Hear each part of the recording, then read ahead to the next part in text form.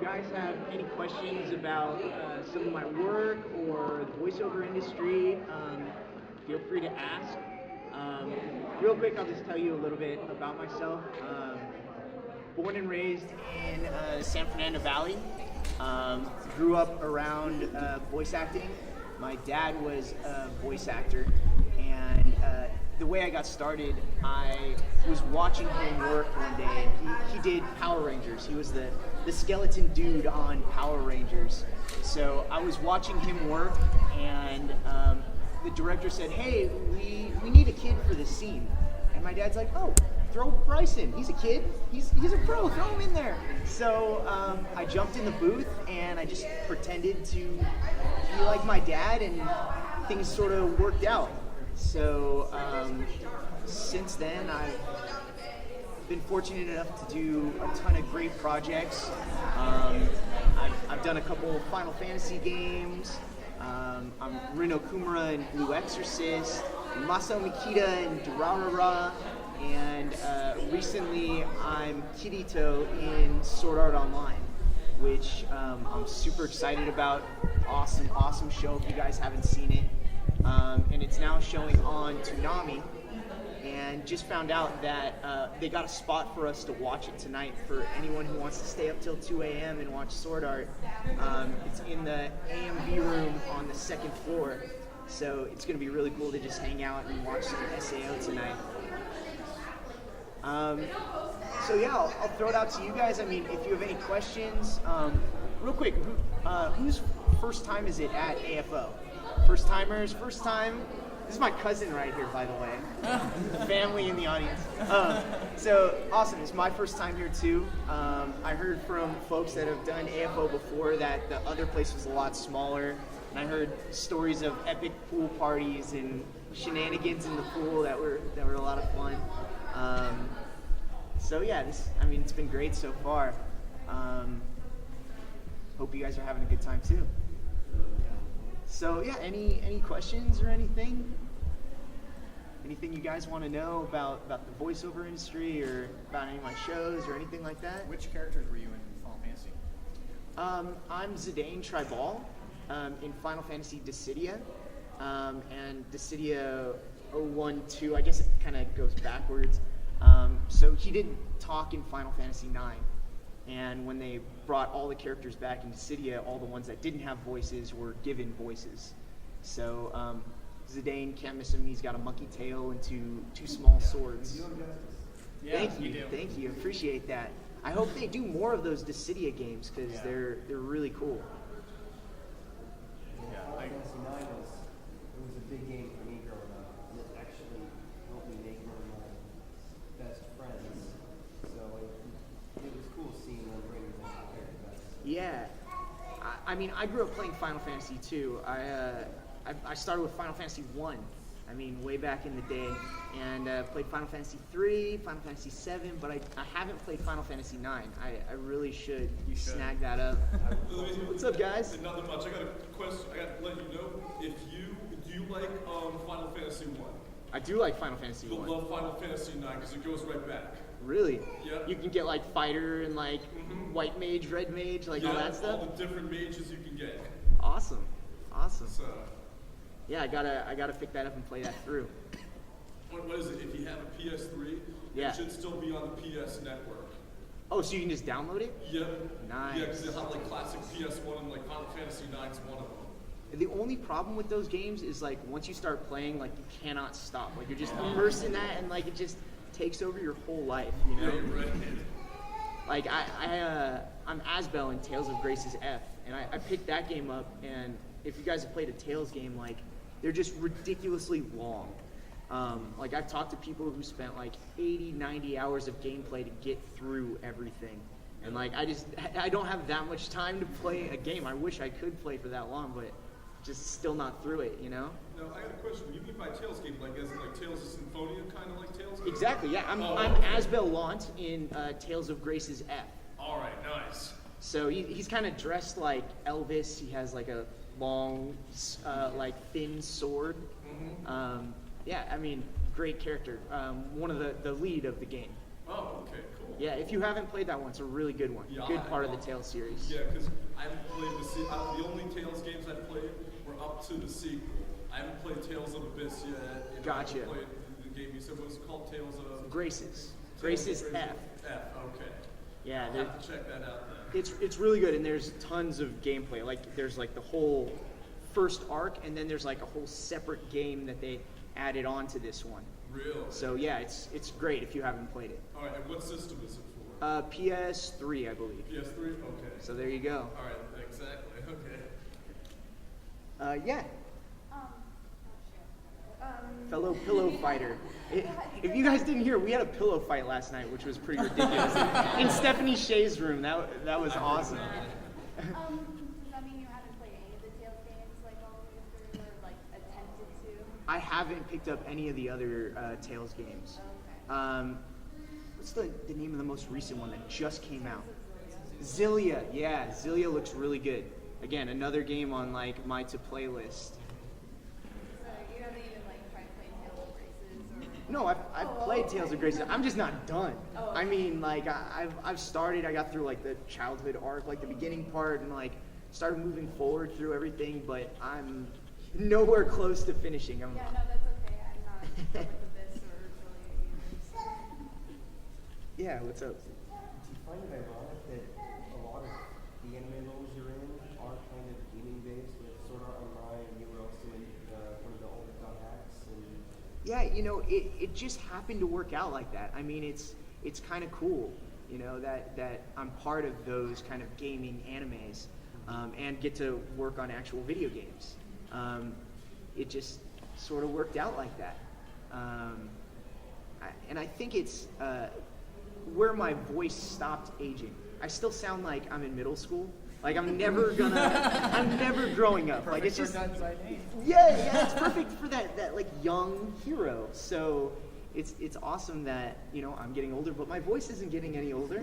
So I can still play those roles of you know, kids that would be into those games and inside those games, you know, in anime. So it just happened to work out like that. Yeah. What would you say is your favorite role, like your favorite voice?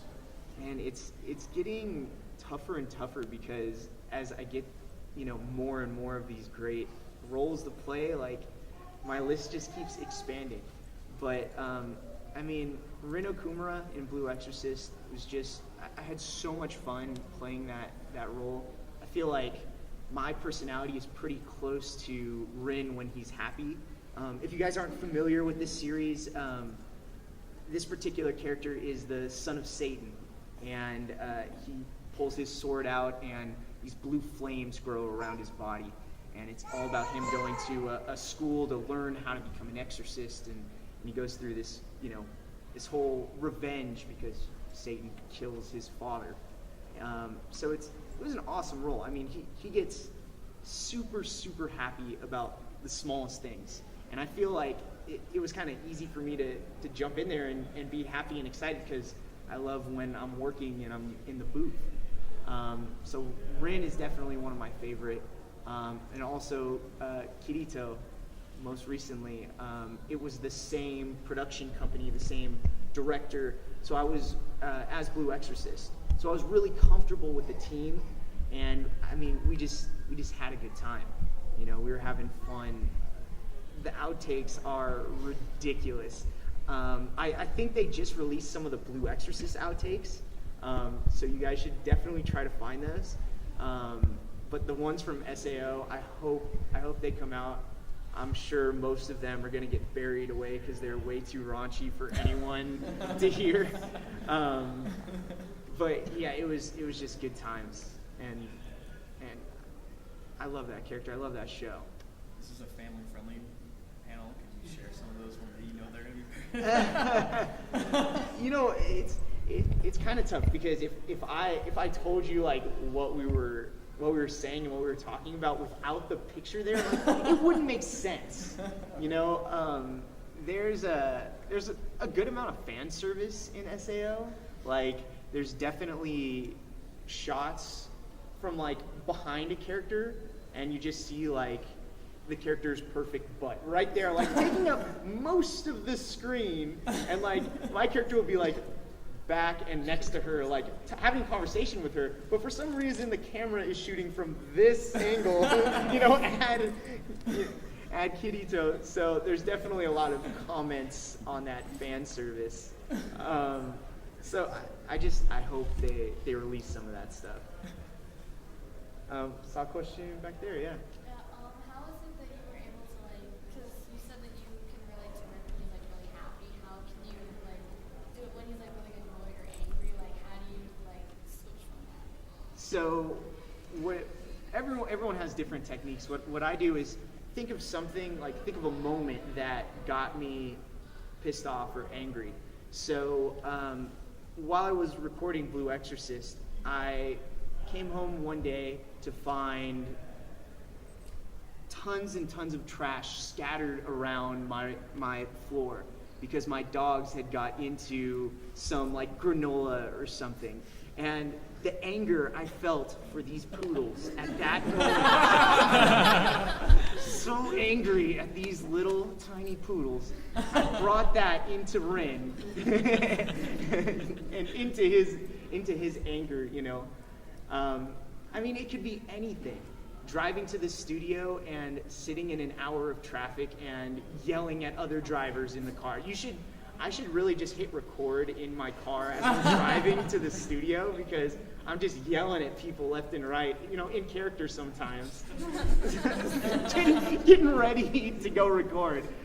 So, yeah, I mean, it could be anything that gets me to that point. I just have to sort of connect with something that was that emotion or was that feeling. Are there any times where you're actually like not been in the situation, but like felt like the same way he has like in some of the episodes? Like where he gets annoyed at his brother, or like, you know, his brother's like picking on him and he gets all angry. Yeah, I mean, I've definitely thought of like, you know, times with friends or things like that. I'm an only child, so I don't have a brother that I've messed with or that's messed with me. But I think of, you know, times with friends and try to relate it back to my life. And sometimes, you know, I don't have anything that I can connect it to, so I just make something up in my head. I make something that's kind of similar to try to get that emotion, that feel out. And sometimes it works real well, and sometimes it doesn't, and the director's like, yeah, let's try that again. And that's the great thing about voice acting. You mess up, they just do it again. Yeah. So as far as that being difficult for you to tap into emotional state, would you say that there are other roles that were tough, like vocally, like to get there? I've definitely done some like military roles where it's like over gunfire and there's like screaming and it's like directing people into like position and talking over the radio. I mean, those are just like destroy your voice. You do an hour of that, an hour of screaming over gunfire, and you're just thrashed. So those are pretty difficult. Kirito in Sworld Art Online has some pretty gnarly screams also. We would work all the dialogue for the first part of the session. We would save 15 minutes every session for just screaming. So I would leave just torn up and destroyed from the gnarly SAO screams. So, I mean, those are times that are Death just screams. difficult. Literal death screams, yeah. What's up? When you were first getting into this, was it weird for you to hear your voice come out of the characters if you watched it after it was all done and released and everything? It's actually really cool. It's kind of fun when the TV's on and just like kind of playing and you're doing something else and you hear someone you know, or you hear like you just had a conversation with, or you hear like yourself talking. It's just like I had my TV next to my computer and I was just messing around on the computer and heard myself and I was like, what the heck? It's weird. And now I stay up till 2 to watch Toonami and Sword Art sometimes, and my dogs will be passed out and I'll come on the screen and talk and they'll just be like, what are you talking about? It's 2 a.m. What are you doing like yelling right now? So it's really, it's kind of cool. It's kind of cool. It does take a little getting used to, but it's a really cool experience to see that and to play as yourself. because I have a lot of playable characters, like Dynasty Warriors. I'm Guan Ping in Dynasty Warriors, and that just came out. He's the dude. He's in green, and he has this big, massive sword, you know, and just like, yeah, I just killed 1,000 people. Awesome. So it's a really cool experience. Yeah. Okay. Yeah, definitely. If you want, come up to me like after, and we'll do it where you can get like closer and a little more intimate, so then you can actually hear me. So it's not like echoing an echo link start throughout the panel room. But yeah, definitely hit me up. I'm happy to do that.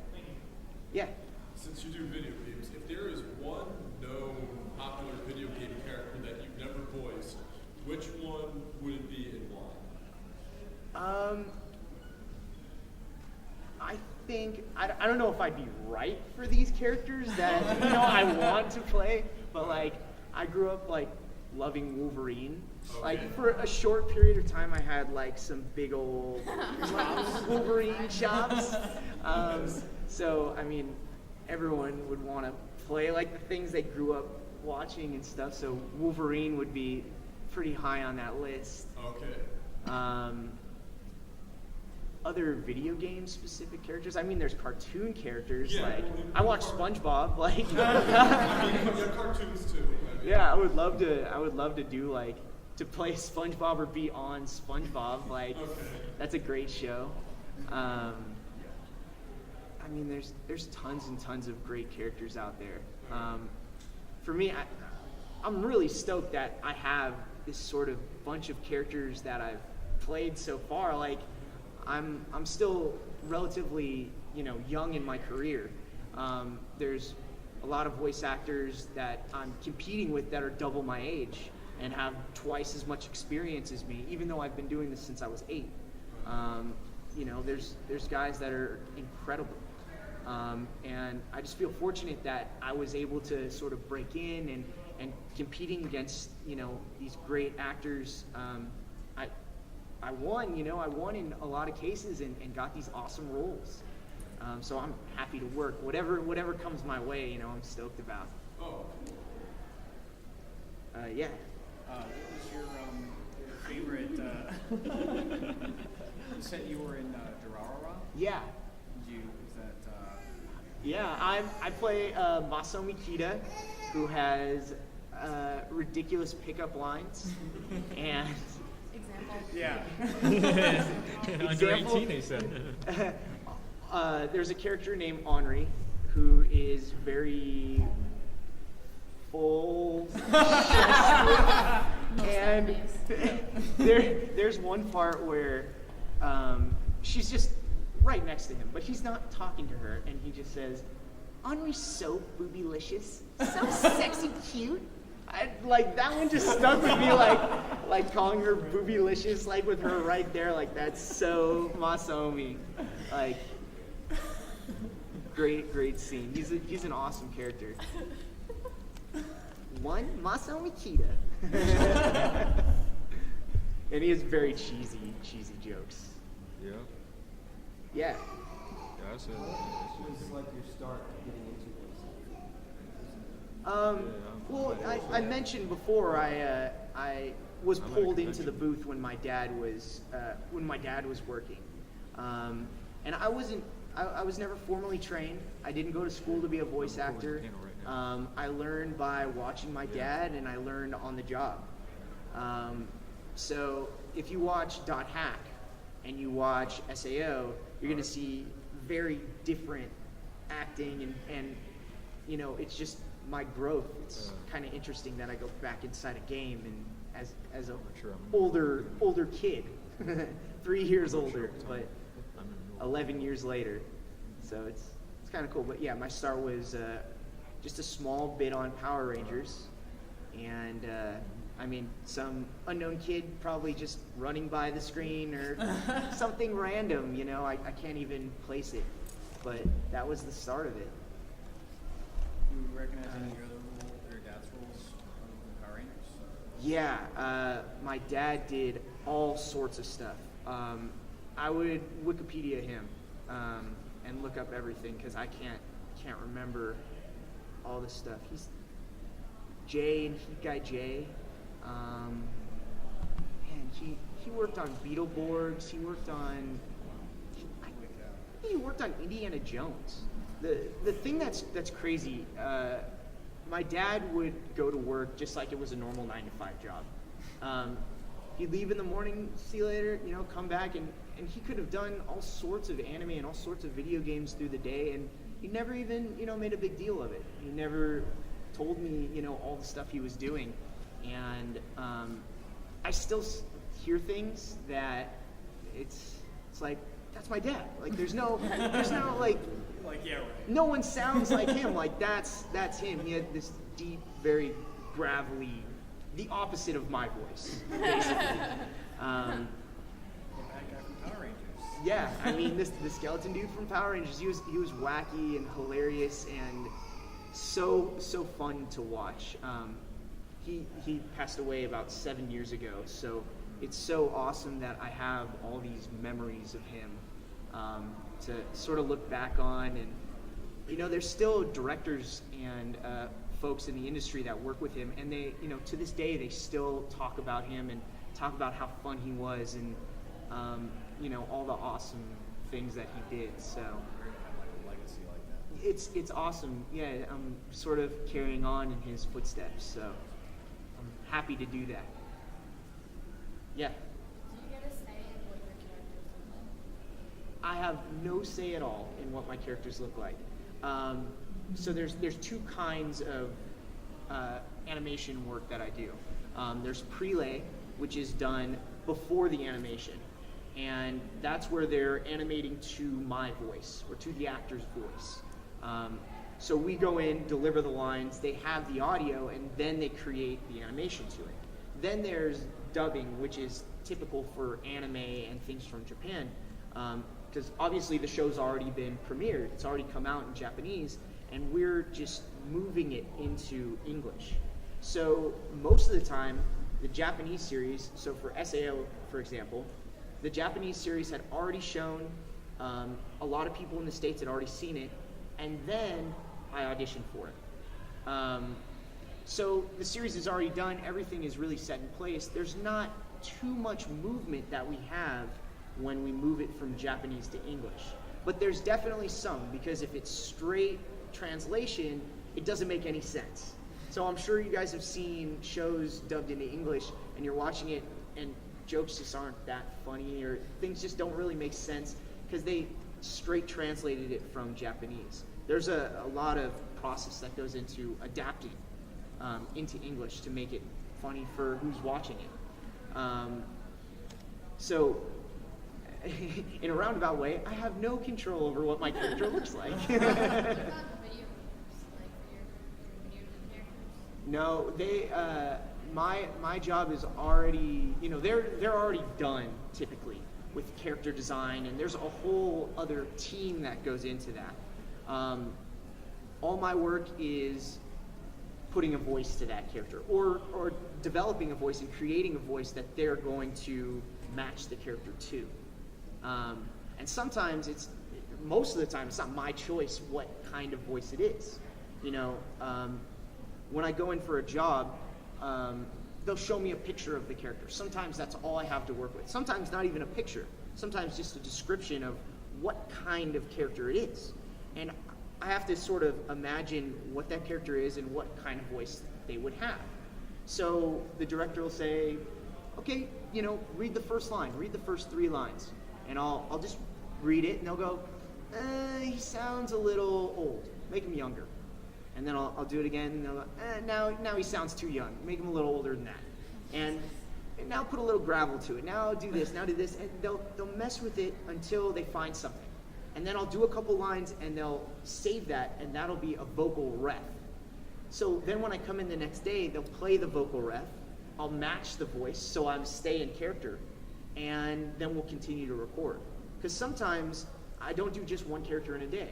Sometimes I go to one studio and record one character in the morning, and then go to another studio and do another character, a new character in the afternoon, and then another studio. So I'm multiple personality throughout the day. so it's hard to keep track sometimes. So they have that vocal ref to get you back into character, get you back in the mood of what's going on, and it's challenging. It's challenging. Yeah. Have you ever had any characters where you just read the lines and you kept on laughing? Just it was so funny, just ridiculous lines. Yeah, there's definitely a good amount of those. The first one that comes to mind is Henry from Fire Emblem. Henry is the dark mage in Fire Emblem Awakening, and he is the happiest, most happy-go-lucky guy ever, and all his lines are the darkest things that you can think of. Like, yay, blood! Like, he's just the darkest lines. So when I looked at the script, I was just like, what is going on? And things like, you can, in this game, you can actually date Henry, like they go out with him. So there's lines like, I'll love you until I lose all the blood in my body. Ooh, when do you think that'll be? So it's just, I mean, there's all sorts of wacky stuff that are just hilarious.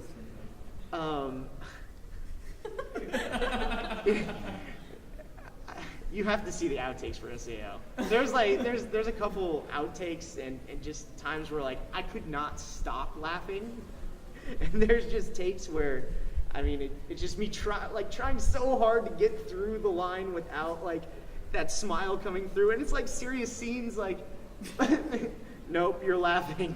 I can hear you. I can still hear you laughing. Okay, let's take 5. We got it.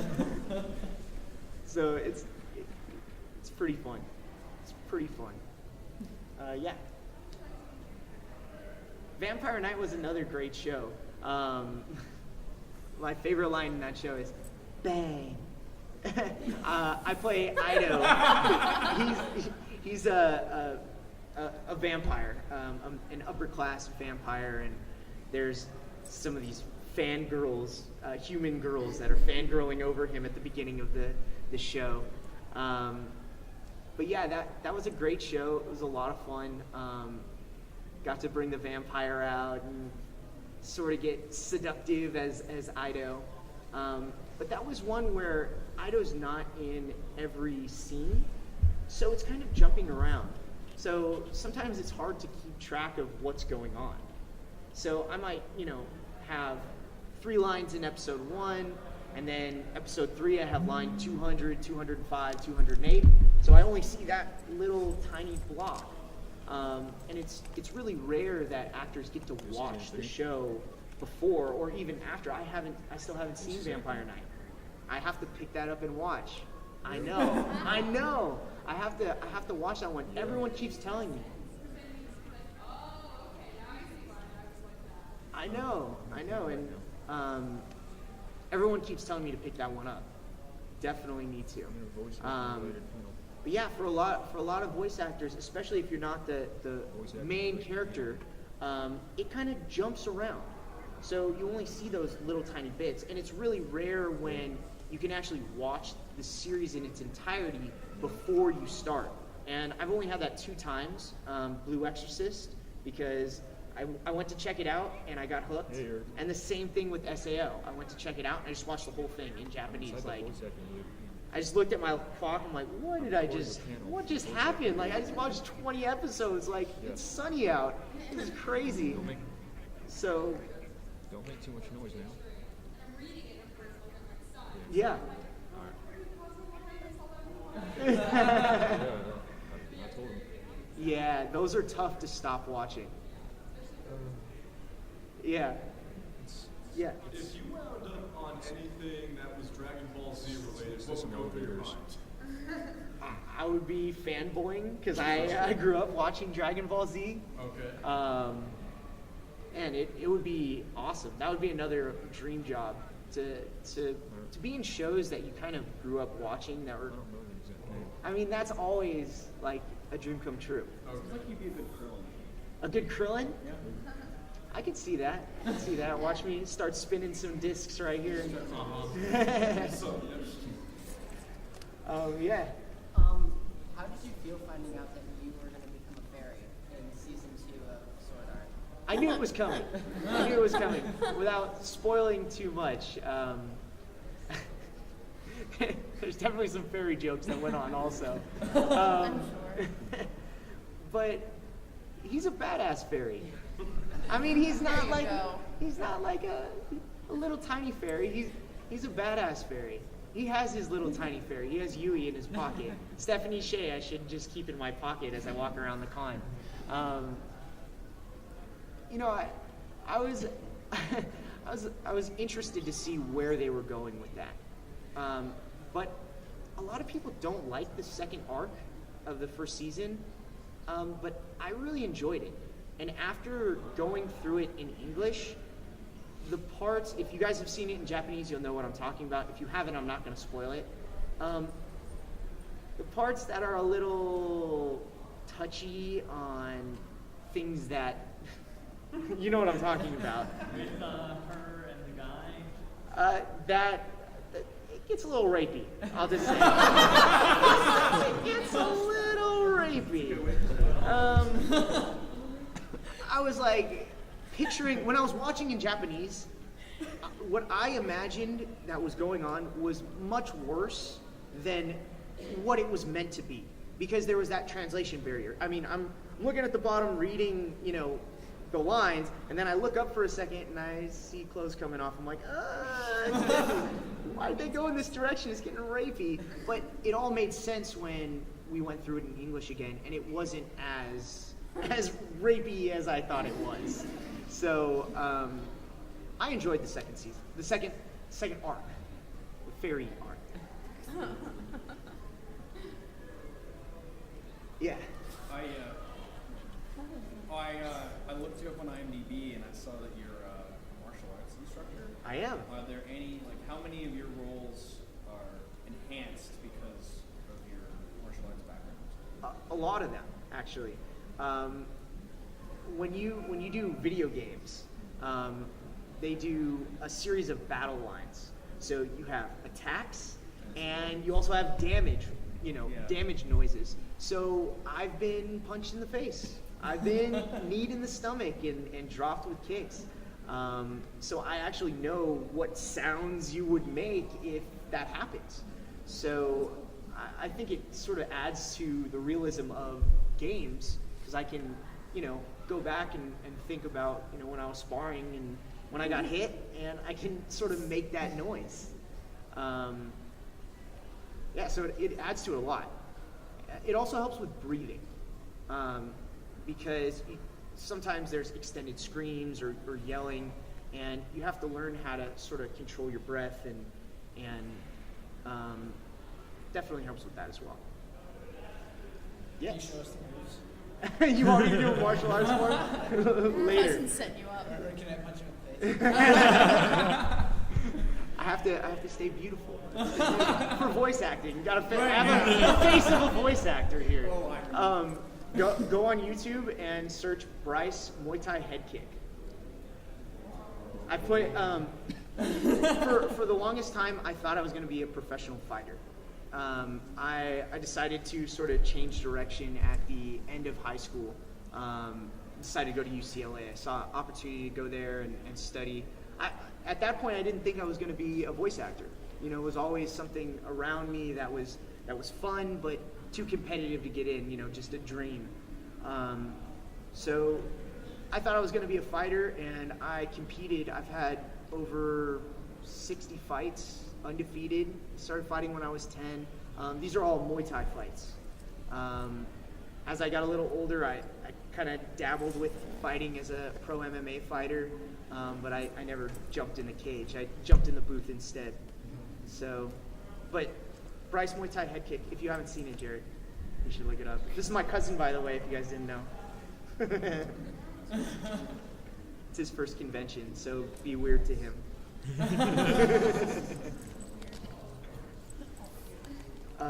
Yeah. Okay, because apparently some voice actors will do this. When you're doing like a fight scene or an action scene, are there times not only do you get in the mood, but get into like some type of like a stance or something like that when you're doing the scene? Definitely, Okay. definitely. Like when there's action, I drive the engineers crazy because they mic you when you just kind of stand in front of the mic and they put it, you know, Don't interrupt the in video. front of you. But if you hunch down, you start getting under the mic, so it sounds like you're gone, like you're disappearing. So If I I stop, tell them the video will before, stop. if I know there's going to be a fight scene, I'm like, I told you. I'm in. mic me at my knees. I'm good. I'm getting down there. I get in this like fighting position, ready to go, and it helps. But you can't move around. Of course not. Yeah, because it would pick up, you know, the movement of your body. You would hear like, you know, an effort, and then hear of like your clothes moving as you make those noises. So it's 3 days. it's definitely challenging to be in a fight, but not fight, not move at all. Just make the noise of a fight. Okay. But yeah, I do that hunch. Okay, cool. Yeah, because I know, because during the voice acting 101, Reno Romano, who's a Batman voice, there are times he'll try and act like he's Batman and like go into like a stance of some sort. Yeah, So, I mean, all voice actors have like a different method of getting into character. When I work, I can't sit down. I have to be standing up. There's some people that just sit in front of the mic, and then it's like this. You're looking at the screen. It's this gnarly, crazy scene going on with like stuff blowing up, and then you look at them, and they're sitting there, and these gnarly sounds are coming out of them, and they're just sitting there. I can't do that. I have to stand up. I kind of get into it a little bit, put my body into it without moving around too much. But that's just my particular style. So yeah, it just depends on the person. all right, nice, good to know. Yeah, right there. So you've been on a variety of shows, anything from like Knowing to, which is, didn't get a big, wasn't a huge hit, and everyone wasn't a big hype about it, to something like Sword Art. What's the difference in like, convention experience with something, Sword Art where, you had Aniplex. Yeah. It's Curicon this year, so they have the whole announcement and everything, Aniplex staff and stuff there, as opposed to, smaller part, or maybe just a less popular show. Yeah, that was an awesome experience at SoccerCon. That was the premiere of episode 1 and 2 of Sword Art Online, and it was just packed. And no one had any idea what the characters would sound like or who the characters were played by. And I snuck in the back. There's this big, massive screen. I snuck in the room and just kind of sat in the front. No one noticed me, and they announced me, and I popped up, and I had a cosplayer with me, and I had the sword and everything. That was awesome. I'm still new to cons. I've only been doing conventions. I mean, I can count on one hand how many conventions I've been featured at. So I definitely, I've probably been invited to these conventions because I'm building this, these multiple characters and the more popular characters. But I don't forget about those other ones. I mean, Isami on Noin, that was on Sci-Fi. That's a cool show. I definitely get people that come up and remember that show, and I don't know how long ago that was, 8 or 9 years? I just got it recently. Yeah. I mean, you're going to hear a lot younger version of me. But, no, I've grown a little bit. Maybe 2 months older. But yeah, I mean, I don't forget about those shows. They're still awesome, even though it's just growth of my career. You don't start off doing the big blockbuster shows and huge shows, and I hope SAO is just another step up, and there's more shows after that for me. This year for my career has been my biggest year ever. A lot of things have already been announced, and a lot of things haven't been announced yet, which I wish I could talk about because I've done some awesome stuff. But later this year and early or mid 2014, these other projects are going to start coming out. So you'll see more of the stuff I've done this year, next year. And hopefully it's the same thing next year. Hopefully it just keeps growing like that. And,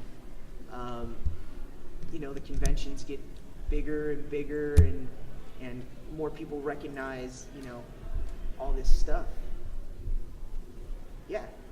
Related to voice acting, apart from your father, could you name any inspiration voice actors offhand, by any chance?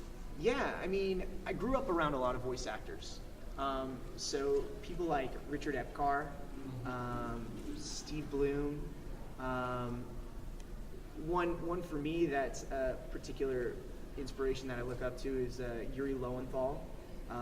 He's kind of, I feel like as he's gotten older, I've sort of filled his void in this sort of, in the young hero department.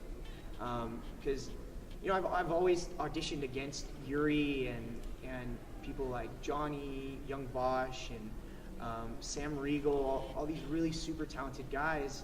And until relatively recently, I haven't been hitting those roles. They've all gone to them. So I feel like Yuri's starting to get a little older. He's finally not sounding like a 13-year-old. He's moving up to maybe 17, 18. So I filled in the void of 13 to 16-ish, and it's awesome. I mean, I'm happy to do that, and I sort of, I watched some of their work, and I've been inspired by them for a long time. So yeah, I grew up watching them, and it's cool that, I can talk to them and hang out with them, and I'm friends with them. It's a cool thing. Yeah. If you were to pick one